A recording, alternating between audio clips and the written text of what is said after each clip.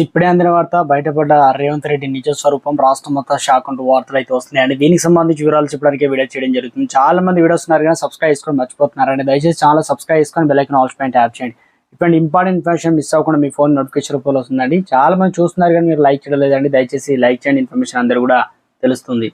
BRS working president KTR Telangana ముఖ్యమంత్రి రేవంత్ రెడ్డి రాజకీయ భవిష్యత్తుపై జోష్యం చెప్పారు. తెలంగాణ భవన్లో ఏర్పాటు చేసిన తంగళ్లపల్లి మండల బీఆర్ఎస్ పార్టీ ముఖ్య కార్యకర్తల సమావేశంలో ముఖ్యమంత్రి రేవంత్ రెడ్డి పార్లమెంట్ ఎన్నికల తర్వాత బీజేపీలో చేరతారని సంచలన వ్యాఖ్యలు చేశారు. పాత వాసనతో మోదీ సభలో ముఖ్యమంత్రి రేవంత్ రెడ్డి ప్రధాని మోదీని బడే బాయ్ అని, తాను చోటే బాయ్ అని అన్నారు. తమ ప్రభుత్వంలో తెలంగాణ మోడల్ దేశానికి ఆదర్శంగా నిలిచిందని, ఆత్మగౌరవంతో ఉన్న తెలంగాణను గుజరాత్ మోడల్గా చేస్తా అనడం హాస్యాస్పదంగా ఉందన్నారు.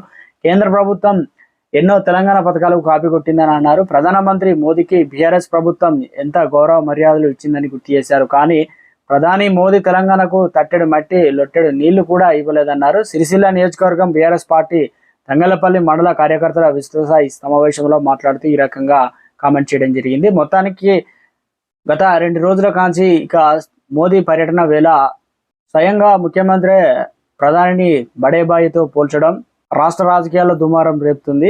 వచ్చే ఎన్నికల తర్వాత రేవంత్ ఇక బీజేపీ పార్టీలో చేరుతారనే విధంగా కేటీఆర్ రాజకీయంగా విమర్శించడం జరిగింది. దీన్ని స్వయంగా ప్రజల్లోకి వెళ్తే కాంగ్రెస్ కు పార్టీకి గట్టి ఎదురుదెబ్బ తగులుతుందని సీఎం రేవంత్ రెడ్డి స్వయంగా దీనికి సంజాయి చెప్పుకోవాల్సిన పరిస్థితి అయితే ఉంది. మొత్తానికి ఆ పీఎం ప్రధాని మోదీ కాబట్టి పెద్దన్న అని చెప్పేసి అన్నానని ఈ రకంగా చెప్పడం జరిగింది. సో రాజకీయంగా అవకాశాల కోసం చూస్తున్న బీఆర్ఎస్ పార్టీకి ఇది ఒక ఆయుధంగా మారింది. దీన్ని తిప్పికొట్టేందుకు రేవంత్ రెడ్డి మరోసారి దీనిపైన ఏ రకంగా ముందుకెళ్తారనేది చర్చనీయాంశంగా మారింది.